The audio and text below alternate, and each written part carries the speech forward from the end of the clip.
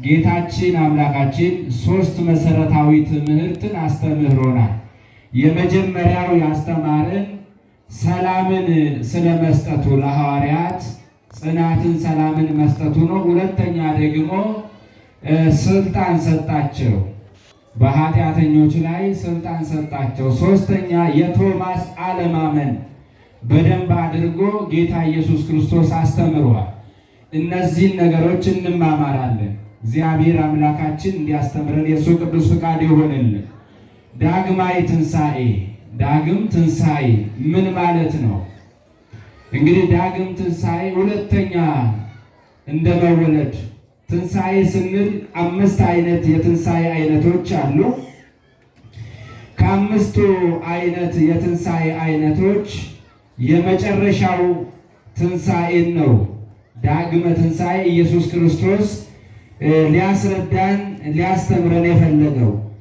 ይሄ ሁለተኛ የመጨረሻው 5ኛ ላይ ያለው ትንሣኤ ዘጉባኤ፣ ሁሉም ሰው ከሞተ በኋላ የሚነሳ ነምኒ ከንዶ ሁሉም ቱኒካ አከዱ እቲነፍ ነምኒ ከንዶ ሁንዱኒካ አጀ ይሰከና አገርሲሱ ፍዳ ዳግም ትንሣኤ ጌታችን ይሄንን ለማስረዳት ነው። በ8ኛ ቀን በ8ኛ ሺህ ዳግም የሰው ልጅ እንደሚነሱ የሞተ ሰው ሁሉ ተነስቶ በእግዚአብሔር ፊት እንደሚቆም ለማጠየቅ ኢየሱስ ክርስቶስ በዛሬ ቀን ወደ ሐዋርያቶቹ፣ ወደ ተማሪዎቹ፣ ወደ ደቀ መዛሙርቶቹ በፈሩ ጊዜ፣ በጨነቃቸው ጊዜ፣ በሐዘናቸው ጊዜ ቤታቸውን ዘግተው እንዴት እንሆናለን ወዴት እንሄዳለን ብለው በሚያስቡ ሰዓት በር ሳያንኳኳ በር ክፈቱልኝ ሳይል እንዲሁ እነሱ ፈርተው በተቀመጡበት ቦታ ተገኘ ይላል።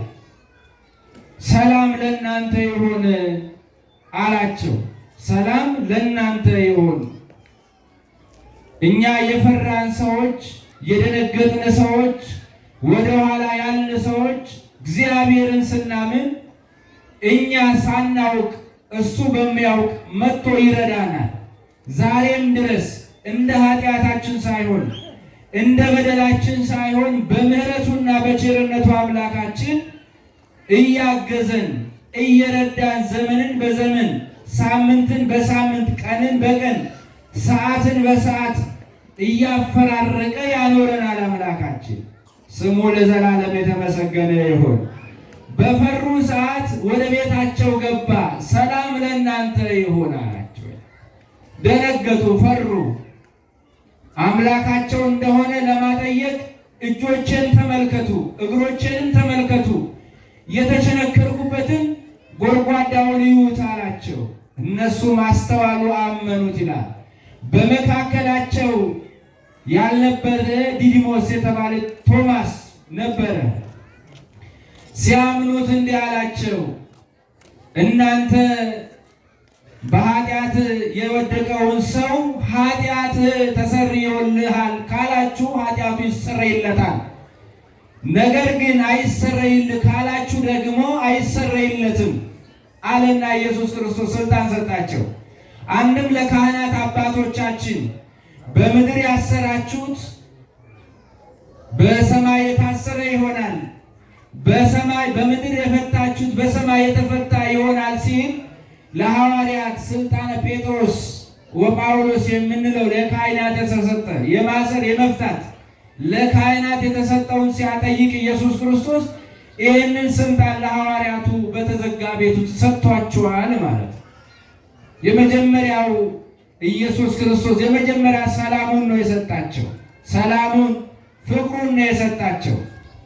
አትፍሩ፣ አትደንግጡ፣ አይዟችሁ እኔ አባታችሁ ከእናንተ ጋር ነኝ አልርቃችሁም ሲል ኢየሱስ ክርስቶስ ይሄንን ተናገራቸው ይላል። ሰላሜን እተውላችኋለሁ፣ ሰላምን እሰጣችኋለሁ ሲል ምን ማለቱ ነው? የመጀመሪያው ሰላም ቅርጽ ነው።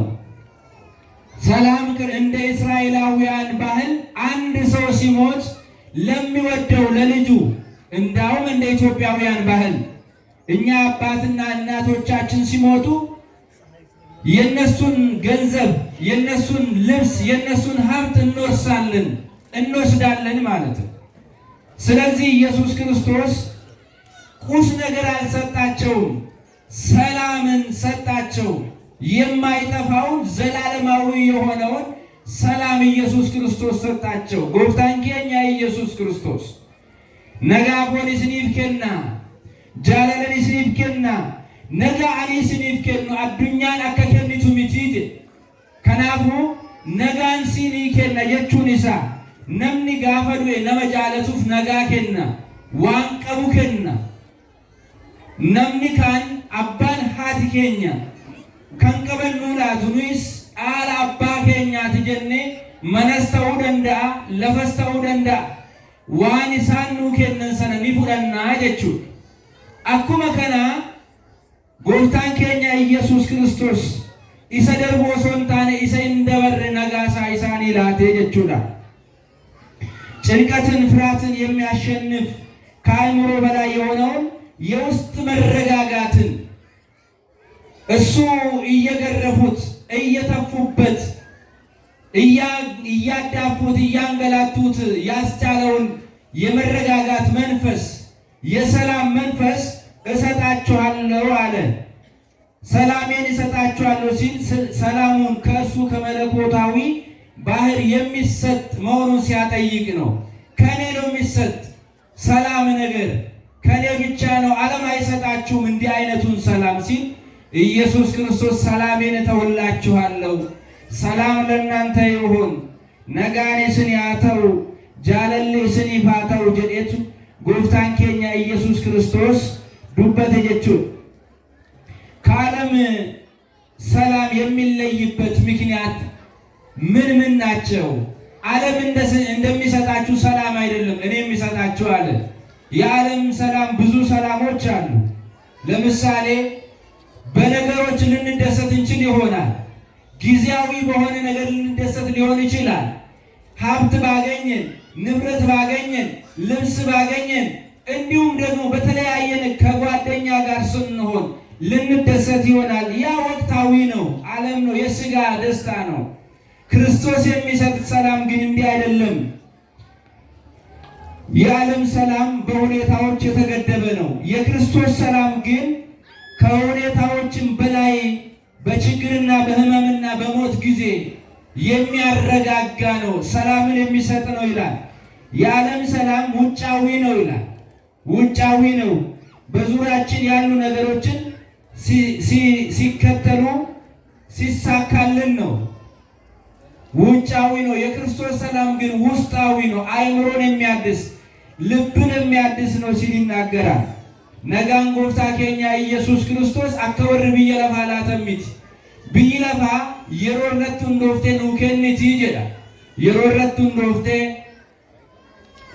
አከሱመስ ሞ ቀቤኛ ረቱ እንዶፍቴ ኑላቲ ከናፎ ነጋን ዋቀዮ ገሩ ጋፈ ዱአሌ ከኑ ጀጀቤሱ ጋፈ አርገኑሌ ከኑ ጀጀቤሱ ኢሰን አጀቹዳን ኒዱበተ ጀቹዳ የዓለም ሰላም ጊዜያዊ ነው። ዛሬ ኖሮ ነገ ሊጠፋ ይችላል፣ ዘላቂ አይደለም።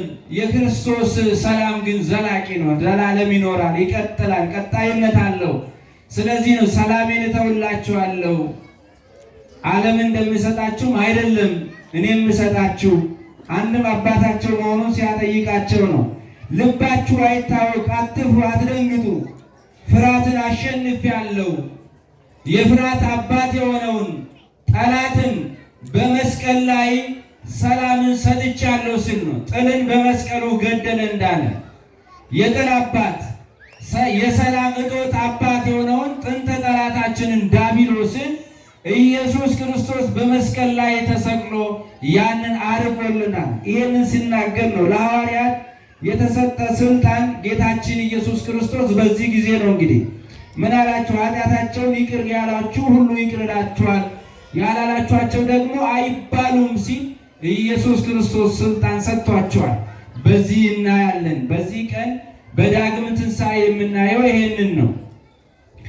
ቶማስ በዚህ ጊዜ ምን አለ? ከዚያ በኋላ ቶማስ ጣትን ወደዚህ ዳና፣ ጣዴራ፣ ሮዳስ የተባሉ 5 ቅንዋተ መስቀል የተቸነከርኩበትን ይሄው እጆችን፣ ይሄው ሆዴን፣ ይሄው እግሬን ወደ ፈለክበት እጅን ስደድ አለው። ቶማስም ሰደደ። ከዛ በኋላ አመነ። አምላኬ ጌታዬ አለ። አንተ ስላየ አመንክ፣ ሳያዩ የሚያምኑ ግን ብፁዓን ናቸው፣ ንዑዳን ናቸው፣ ክቡራን ናቸው።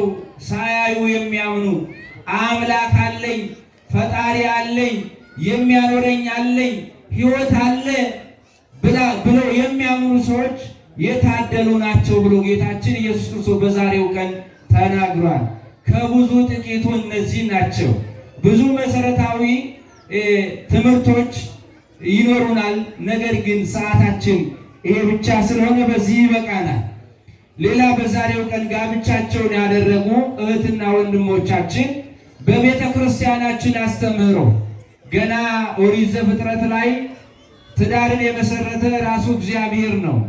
ሰውን አጋዥ ትሆነው ዘንድ ትረዳው ዘንድ አጋዥ የምትሆነውን እንፍጠርለት በማለት ኦሪት ዘፍጥረት ምዕራፍ 1 ከቁጥር 26 ላይ ለአዳም ሴትን ፈጠሩ። ሴት ማለት አጥንትሽ ከአጥንቴ ደምሽ ከደሜ ስጋሽ ከስጋዬ ማለት ነው። አጥንትሽ ከአጥንቴ ስጋሽ ደግሞ ከስጋዬ ማለት ነው። ስለዚህ ሴት ተፈጥራለች። ሴት ሔዋን ናት።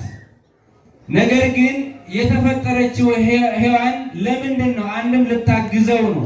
ሁለተኛ ከዝሙት ዓለም እሱን ለመታደግ ተጋግዞ አንድ ላይ ልኖሩ ነው። ሶስተኛ ዘር እንዲበዛ የአዳም ዘር የሰው ልጅ ዘር እንዲበዛ ነው። ሶስቱ ነገሮችን ለማድረግ ትዳር ይፈጸማልና ልጆቻችን በቤተ ክርስቲያን በስጋው ደሙ ተወስኖ ዛሬ በእንዲህ አይነት ሁኔታ በመንፈስ ቅዱስ አሸብርቆ ወጥቷልና እግዚአብሔር አምላካችን ትዳራቸውን የሰላም የፍቅር ያደርግላቸው እና በዚህ በአዲስ ኪዳን ስናይ ደግሞ ባልና ሚስት ብዙ ጊዜ አለመስማማት፣ አንድ አለመሆን፣ አለመረጋጋት ይገኛል። በዚህ አንደኛ ቆሮንቶስ ምዕራፍ 7 ቁጥር 1 ላይ ብርሃነ ዓለም ቅዱስ ጳውሎስ እንደሚናገር ባልና ሚስት ተነጋግረው ተናበው አንድ ሆነው ይህችን ዓለም ማሸነፍ እንዳለባቸው ወንድ ልጅ ሴት ልጅ እንደዚሁ እርስ በራሳቸው ተረራርተው ማለፍ እንዳለባቸው በጾም ወቅት እንዲሁም በስግደት ወቅት በትምህርት ጊዜ መረዳዳት እንዳለባቸው ብርሃነ ዓለም ቅዱስ ጳውሎስ ተናግሯልና ተረዳድተው አንድ ሆነው እንዲኖሩ ዛሬ የተቀበሉት የክርስቶስ ሥጋውና ደም ለወንድሞቻችን ለእህታችን ለወንድማችን ዛሬ ጋብቻ ላደረጉት በረከትና ሰላምን ያድልልን እንላለን። ያልደረሳችሁ ሥላሴ ያደርሳችሁ። ሰላሜን እሰጣችኋለሁ፣ እኔ የምሰጣችሁ ሰላም ዓለም እንደሚሰጣችሁ አይደለም። የዮሐንስ ወንጌል ምዕራፍ 14 ከቁጥር 27። ወስብሐት ለእግዚአብሔር። ይቆያል።